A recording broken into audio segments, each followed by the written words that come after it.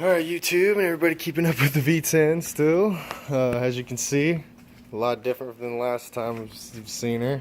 4th gen bumper, bar light, got the fog light set up in there. Both 4D, everything matches up good. Also upgraded the headlights. Got newer tires since then. Dual steering stabilizer from BDS and gearbox stabilizer, 2-style tie rods, and solid track bar. Man, that makes a difference. And if you guys can see way back there, finally got track bars. Didn't have much axle wrap, but enough to make it made a huge difference. I guess I'll show you under the hood right away. Got the upgraded mirrors on it. Don't really fold them out because they do good. They are heated and electric, which I love. Go ahead and pop the hood real fast. Last time, the engine didn't really look like a whole lot was done to it, just the headers, but now it's definitely a different color, a lot darker. Better wires and plugs. Those are the DML, the Platinum Racing wires. Got them offline.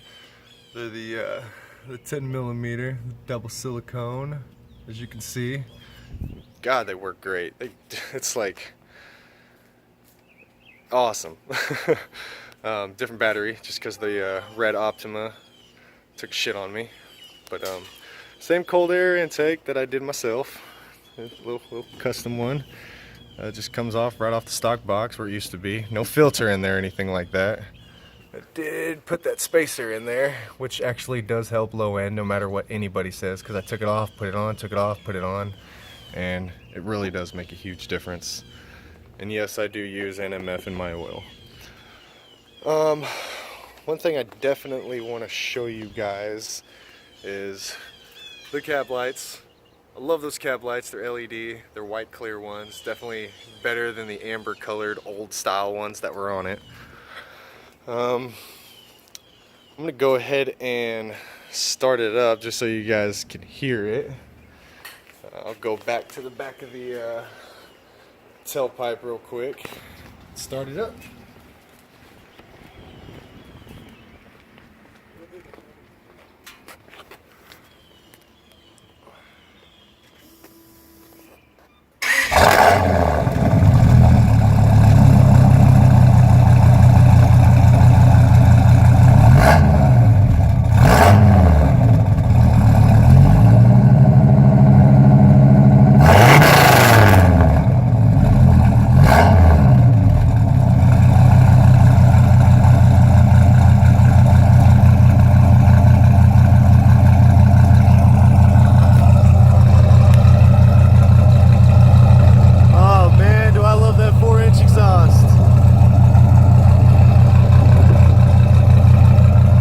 Actually passed the lady on the highway. I kind of floored it, and she said there was flames coming out. I don't know if I believe it or not, but she did say there's flames coming out of my exhaust, which is probably because I didn't have any of my O2 sensors plugged in, because they're giving me problems. I did fix those though, and no check engine light or nothing like that. Oh, it looks like I need some washer fluid, but this is normal for your oil, or at 40, just in case anybody is wondering. And you can tell I didn't even start it up yet. I finally got a transmission temperature gauge because I thought my transmission was acting up. Turns out it only ends up getting up to like a 140, 145. I thought it was getting hot. Recently, got a cracked windshield. Safe Light's supposed to fix that though. Huge rock coming from the opposite side of the road. A dump truck. Man, it scared the shit out of me too. I turn this off real quick. It's kind of loud out here. Upgraded my speakers to Roxford Fosgate, the correct size for the back and back here. Went ahead and got the big box that goes underneath the back seats, and put the 10-inch subwoofers. Those are also Roxford Fosgates. Capacitor, just to keep things bumping right. I don't really like the bass a whole lot, but it puts out the mono a lot better. Got a little Boss amp back there, just a 2000 watt, just enough to feed the subs back here. I don't have them feed them to the doors or anything like that. But what I love the most of these new tires, and these are the CF3000 from Conforcer. They're 315, 75, 16, as you can tell, because I love my stock rims that the truck came with. My last video, I don't think I had these tail lights, but man, do I love these tail lights. It really helps out because these are DRL in here and these are LED, and it looks stock but updated, and I just love that about those tail lights. And they're not super expensive, just a little over $100. It makes the truck look awesome. Another big thing that I've changed on the truck is the control arms from Freedom Off-Road, and it really helps out with the steering, guys. Get some longer control arms if you get the spacer underneath your coil spring or above your coil springs, because these lengthen them out and it makes it drive like a car. And that's what underneath my truck looks like. It's not too bad for an 18-year-old truck. But yeah, I just kind of wanted to update the video for you guys and let you guys know that what I've done. I've hot rodded the crap out of it since I did the tune up and the Hemi Fever tune to it. I run the 93 tune all the time because of how enjoyable it is. The headers have really held up. I'm really glad they did. I haven't got any leaks. It still sounds amazing. I hope it sounds amazing when you guys listened to it earlier.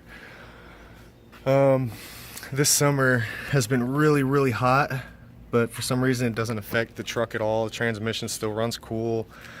The engine runs cool. Doesn't use any coolant. I don't think. It's still halfway where it needs to be. I haven't really checked it at all. Let's see. Now, my last video, I told you guys that I removed the smog pump. Removing the smog pump is a lot more complicated than it seems, or maybe to some people. Taking off the smog pump doesn't actually do anything to your truck. It just makes you have to go purchase a shorter belt, which is 102.1 inch 7 groove is what I went with. Yes, it's a little skinnier, 1 groove skinnier than what it needs, but the belt is shorter. Rotating the tensioner, there's a little nipple on the back where it actually lines up. You just burr a little hole about 12 o'clock, and then you can move your tensioner, rotate it over. That way you still have a tensioner where it needs to be, putting tension on your belt. It's actually not too much tension, but just enough to keep it where it needs to be. That pipe right here, I don't know if you guys can see it. That right there, that's the tube where the smog pump used to be.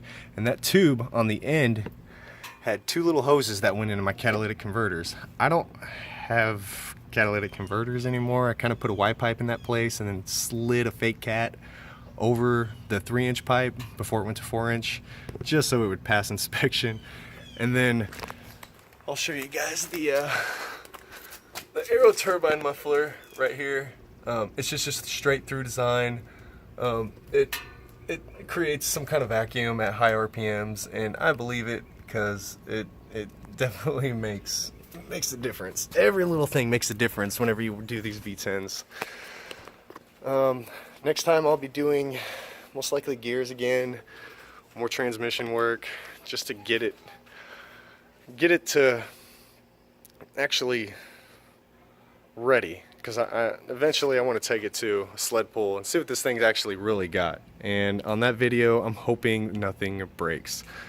Sorry for the really long video, guys. I just wanted to update everything, update everybody what I've done. The front of the truck just looks amazing. It looks great coming down the road. And people actually move out of the way for you for some reason. The truck's only level 2.5 inches in the front with 315s. So I mean, it kind of looks lifted a little bit, but still retains all the power, all the torque. Eventually I'll get it on a dyno and everybody will see what it's actually making. But just a little bit more work and she'll finally be finished. And yes, I plan on keeping this truck forever. Thanks guys for watching.